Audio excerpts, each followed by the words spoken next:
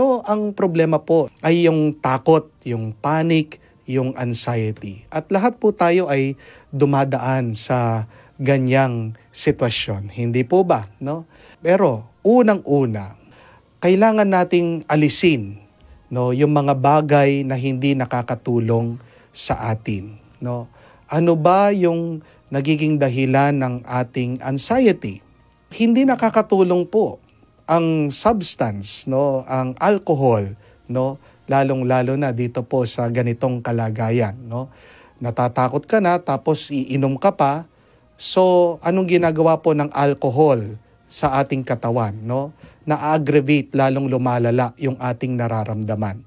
Kala natin tayo ay umaayos ang ating karamdaman, pero alam po natin na may epekto ito sa ating pag-iisip. Kaya nga po, unang-una, pag ikaw ay merong ganitong karamdaman, palagi kang nagpapanik, palagi kang natatakot, nangangamba, kailangan umiwas ka doon sa nakakasama sa iyong pangangatawan. Unang-una na dyan ay ang alcohol.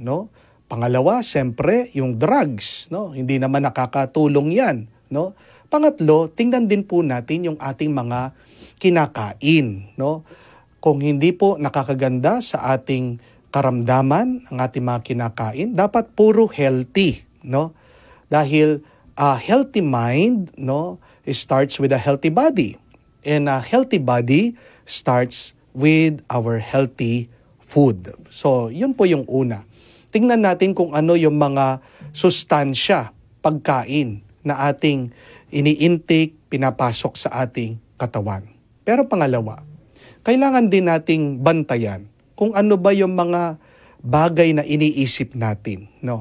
Dahil, sabi ko nga po, we suffer most in our minds than in our bodies.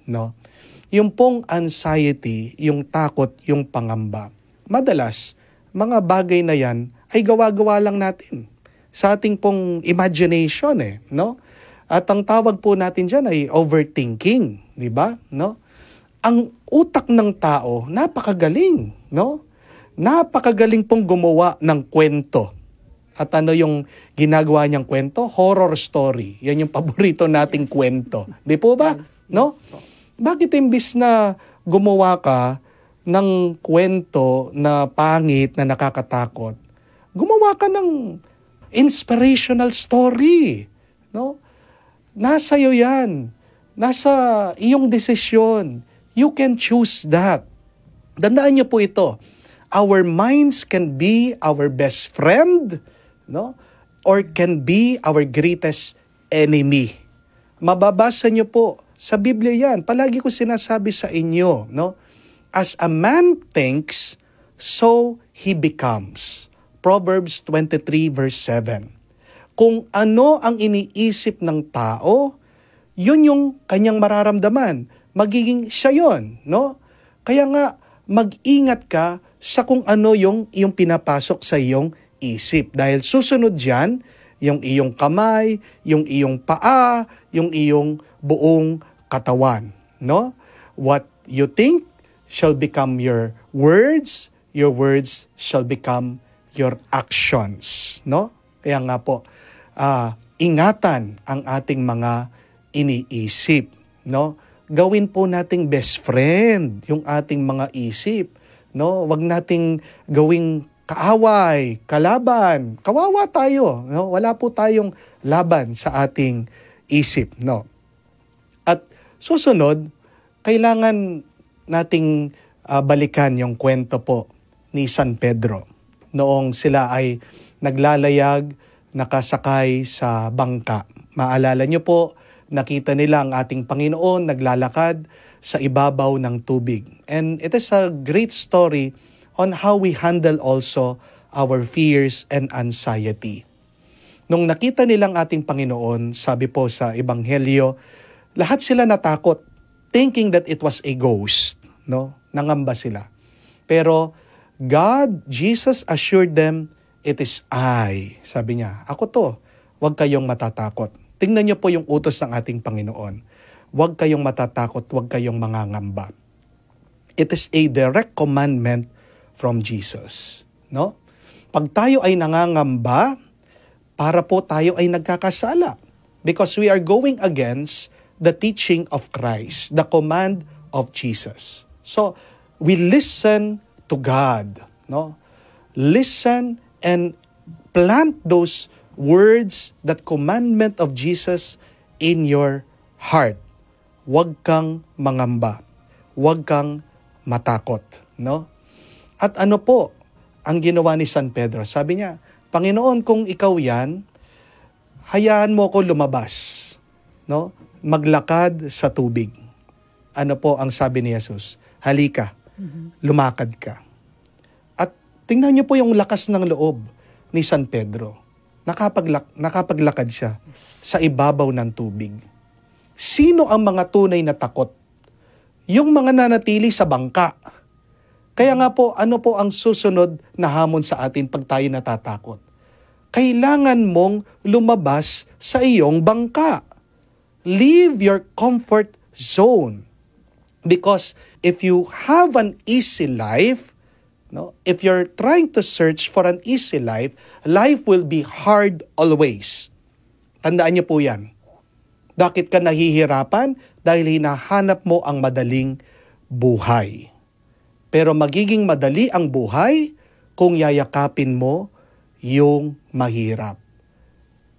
Si San Pedro, malakas ang loob dahil ano po ang ginawa niya? Siya'y nakinig at siya ay nakatingin, nakafocus sa ating Panginoon. So, isa pa pong payo yan. Mawawala ang lahat ng takot at pangamba mo kung ang tingin mo lang diretsyo sa Diyos. Amen? Para din mawala yung ating takot, ito po yung habiling ko din sa inyo. Understand your problem. Dahil tayo ay mas natatakot, mas nangangamba pag hindi natin naiintindihan ang ating problema. Ang problema, para pong aso lang yan na nakita mo sa kalsada. Di ba natatakot ka na baka kagatin ka nung aso. Pero bakit natatakot ka doon sa aso? Kasi hindi mo kakilala Pero kung araw-araw nadadaanan mo yung aso, kilala ka niya, alam mo siya, no? Hindi ka na mag-aatubili at mag-aalinlangan na lapitan mo yung aso para himasin, no? Para ipet, no? Para lapitan yung aso. Ganyan din po pagdating sa ating problema o ano man yung bagay na kinakatakot mo. Kinakatakot to niya na baka siya'y mamatay, no? Pero kailangan nating unawain yon na ang kamatayan ay parte ng ating buhay, no? Pero merong paraan para mapahaba natin ang ating buhay. Bakit natatakot? Alam, inaabusong katawan Hindi po ba, no? Pero kung alam mo na ginagawa mo ang lahat para mapabuting iyong katawan, anong iyong ikakatakot? 'Di ba? Mayroong kasabihan na if you do your work well today, no, tomorrow will take care of itself. Kung aayusin mo lang yung ngayon, yung bukas, okay na. Wala ka nang pag-aalala dun sa bukas dahil ginawa mong lahat, inayos mo yung pamumuhay ngayon. So ano man yung problema na yan, you have to really study it, understand it, no? Hindi ka matatakot na malulugi ang iyong business kung ang lahat pinag-aralan mo tungkol diyan. Kamukha din po sa isang estudyante, di ba? Bakit nangangamba? Pagdating ng test, pinagpapawisan, kanyang kilikili, singit, lahat na, mahimahimatay na, bago dumating yung exam. Bakit takot na takot? Kasi hindi nag-aral. Kung nag-aral lang yan, oo, merong pangamba, pero very confident siya na sasagot doon sa kanyang examination. At ganyan din po sa ating buhay, di ba? Napakarami sa atin nangangamba. Bakit? Hindi kasi tayo naghanda. Kasi hindi natin ginawa yung assignment natin. Pero pag-aralan mo mabuti ang buhay, ayusin mo ang iyong buhay, maghanda ka sa iyong buhay, wala kang ikakatakot, wala kang magiging pangamba. No? Susunod po, kailangan din natin mag-focus sa ating mga panaginip.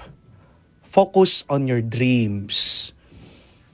Kaya natatakot ka dahil binibigyan mo ng pansin yung nakakatakot na senaryo na mangyayari sa iyong buhay.